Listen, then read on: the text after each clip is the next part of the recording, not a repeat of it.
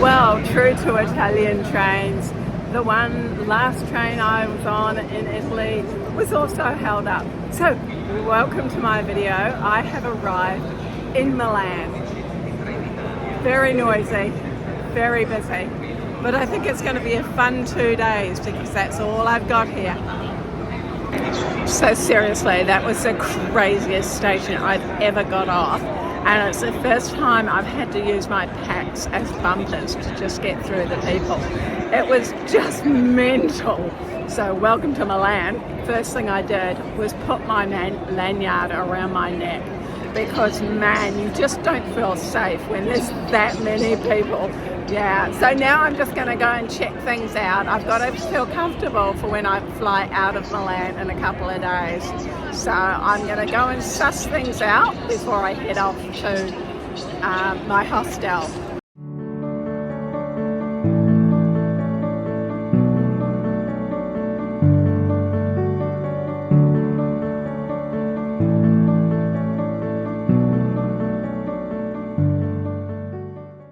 So this is how things are done in Milan. They have little push bikes with their carts. I'm pedaling down the road with that, but I'm sure he does. So out and about exploring, I read somewhere that this church here is Milan's version of the Sistine Chapel.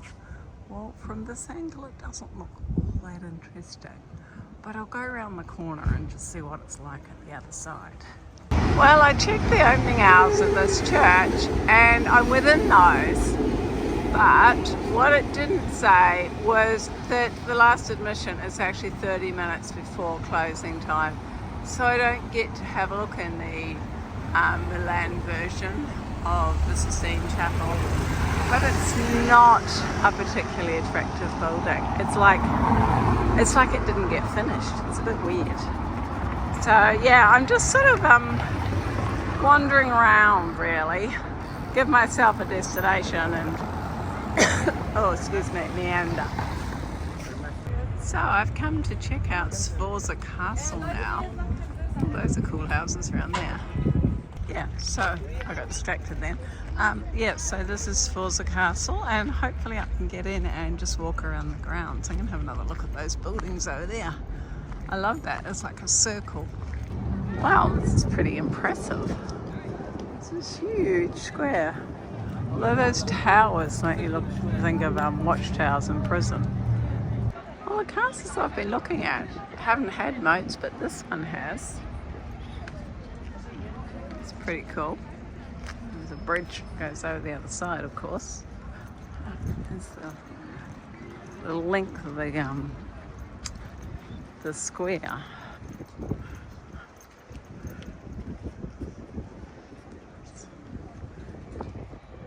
And there's even a drawbridge. And this castle was built in about 1585, apparently.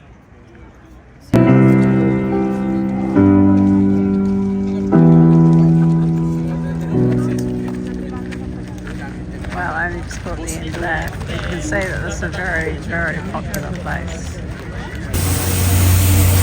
I just found this really amusing. It's like watching kids play. All the men in their trucks, sitting around, getting the garbage, cleaning the road. Milan's just trying to be clean. Well, just walking back to the hostel and looking at this neighbourhood. It's not the most salubrious, but it's so varied. Like you go around the corner, there's beautiful houses and beautiful shops. You turn another corner and you're right by the railway lines. And in this, it's interesting. Well, good morning from Milan, and I've had a wonderful morning so far. Woke up, breakfast was included in my hostel, Combo Milan. Delicious breakfast, best breakfast I think I've had on the whole trip. Yeah, lots and lots of selection, good coffee, nothing to complain about. Then I caught 2 different metros to get here to the centre of Milan in Duomo. So I'm doing a walking tour. I've got about 15 minutes, so I'll have a wander around. But yes, got my cardi on, and it's definitely cooler. I love this autumn feel, but I think very soon it's going to be quite cold. So anyway, stick around, enjoy my day in Milan, because I only have this one day really to explore. And I think this is more the Milan I was expecting, not those seedy streets that I went through last night. And look at this cathedral. Isn't that spectacular? So it's under renovation. On the right hand side there, it's got some wrap, but yeah, what a magic looking building. And all the way around on the square is awesome buildings. So I'm sure I'm going to be shown some of those during my walking tour. Well, I'm not sure whether you can hear the organ playing from inside the cathedral, but I can. And wouldn't it be amazing to go in and listen properly? So as you know, no, I'm not religious, but I can certainly appreciate the music and also the work that's gone into all this amazing building. Oh, it's such a nice time to be here in the morning. Things are fairly quiet, but I would imagine in a couple of hours this place will go crazy. It just, judging by how many people were out and about yesterday, sort of things don't really start happening in Italy till probably after 10 o'clock. And then you get that quiet period between 1 and 3:30. So it's certainly a different way of doing things. And I actually quite like it. And maybe it's something Australia could do a bit better when it's the heat of the day. Who wants to be out? And now I'm actually standing right at the front of the cathedral. I've done the side and the back, and this is the front. But look at this. Magical, it's inside.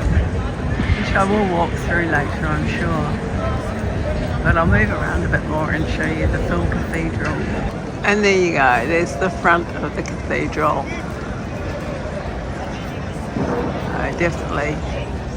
Definitely a very impressive Gothic building.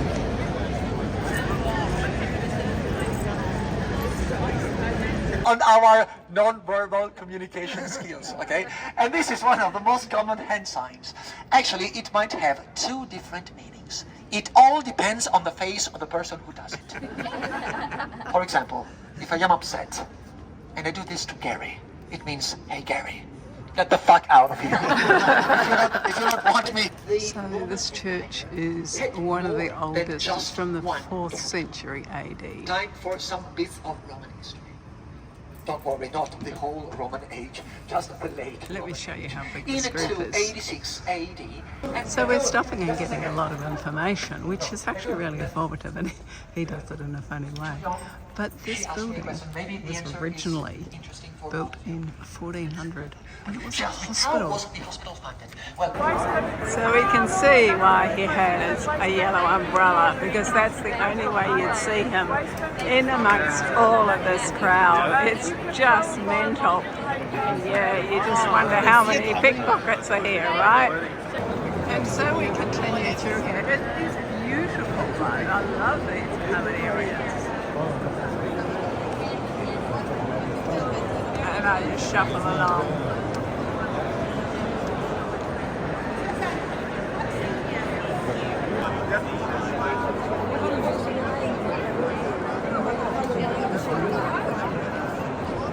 So after an update on everything about this area, we're continuing on. A couple of fun facts. About a few months after this had been finished being built, big hailstorm, about the size of apples, most of the ceiling was destroyed. The other fun fact is every shop has to have the gold on black for their signs, which we can see here. And this was built in mid-1800s, I believe. So Milan Fashion Week, well I missed that. But this looks like something interesting going on here. Oh, cool. But I cannot stay and watch because I've got to keep up with that yellow umbrella.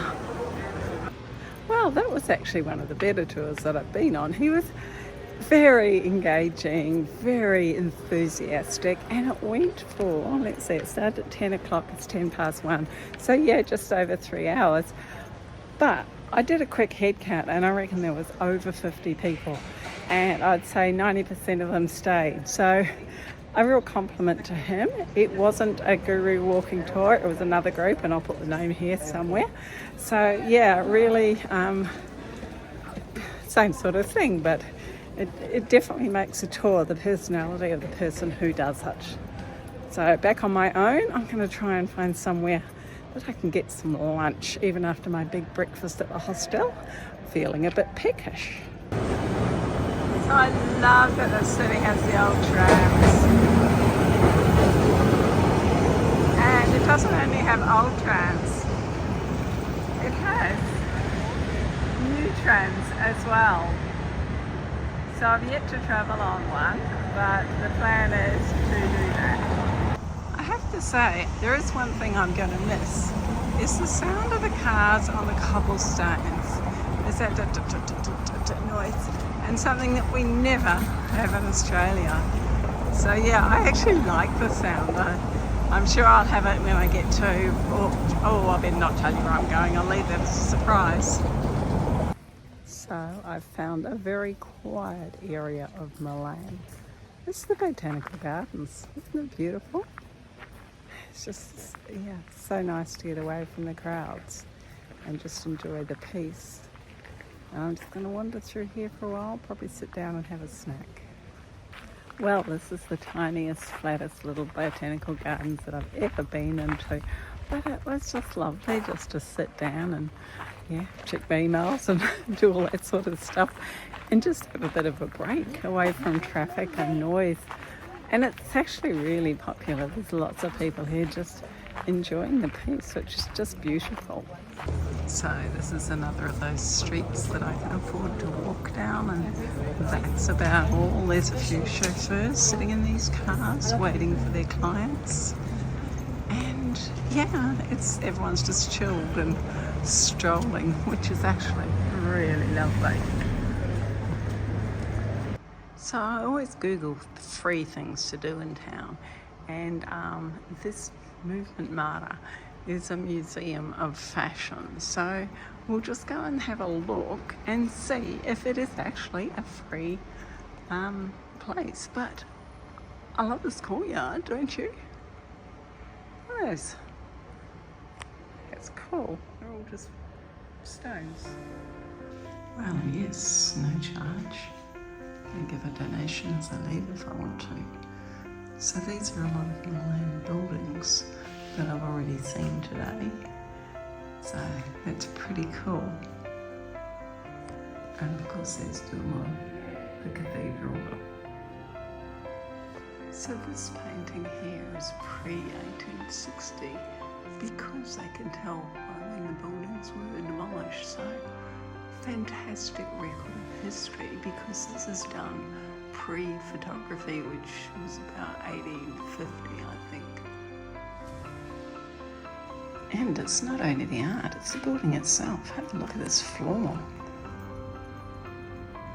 I said it before, love mosaic. There's characters over here. Very cool. Now, it's not often you see a woman depicted, and I was just looking really closely at this. Like, this is marble. The work of doing all of this. Like, look at the detail. Sorry, the light's not great, but yeah, it's brilliant. And it's almost like you can feel the folds in the fabric. This is where we get to the fashion area. So there you go. Milan, the fashion capital of Italy. So these fashions are all pretty cool. They're all from the early 1900s. Yeah, and some of them you can definitely see, you know, coming back in now. Yeah, pretty cool fashion right up to the 1980s, which was the Marie Quant era. So I remember that quite clearly. Just going back a bit, this was like the 1950s and 1960s. But very, very pretty. I mean, look at this gown. That was really worth going into that museum. I mean, I even gave a donation, which is not like me, but it was so good. And our guide this morning was saying things were happening in Milan, for instance, a lot was filled in, and there was no record of it because there was no photography. Well, I think he's actually wrong, because there was paintings in there back from, you know, early 1800s, late 1700s. So, yeah, that's history recorded. Yes, definitely finding the Milan We've Got Money area. So, yeah, beautiful place here for dining, and this amazing courtyard. Like, look at this. And I think I can walk through this area and just pop out the other side, trying to follow my little map to get my next point of interest. We're just continuing wandering these lovely, lovely laneways. This is the part of Milan that I was expecting. You know, there was this area I was in yesterday, Nagali, which is near the canal, and then where I was this morning at Domo, the big cathedral, and then this is the other Milan. It's very cool, liking it a lot. Finally they're moving. I was taking a video before and they weren't moving. They look like statues. How cool are they? Now, I wasn't told about these on the walking suggestions, but I noticed someone with their camera through the fence, and that's exactly what I'm doing now, in a private property. Who would have thought? Only in Milan, I'm thinking. So I do get the feeling that there's just a little bit of money invested in real estate in this little square that I'm standing in.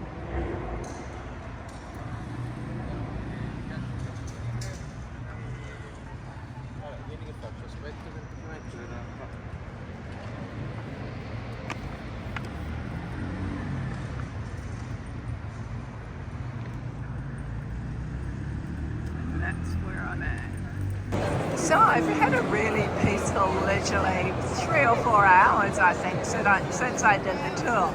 And now I've come back to the Galleria before I sort of leave Milan Central and just get back out into the suburbs. I'm going to look at doing a tram ride and then going out for dinner as a farewell and leisurely.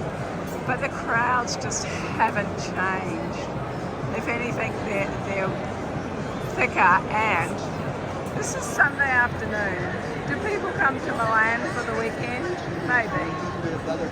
Well, I've just ordered my dinner for my last night in Italy, and I think I've got the perfect spot by the canal. Lots of people up and down. It's so interesting, and I actually feel just like tucked away. It's not a huge amount of people outside this restaurant. It's just very small, so perfect for me as a solo. So I'm really pleased to say that my final dinner in Italy was 100% perfect. I had gnocchi ragu, or as we'd call it in Australia, gnocchi with bolognese. But it was so good. I was pleasantly surprised, actually. I was a bit dubious, so I ordered the right thing. But yeah, a really nice way to finish my time in Italy. And maybe I'll say goodbye for now.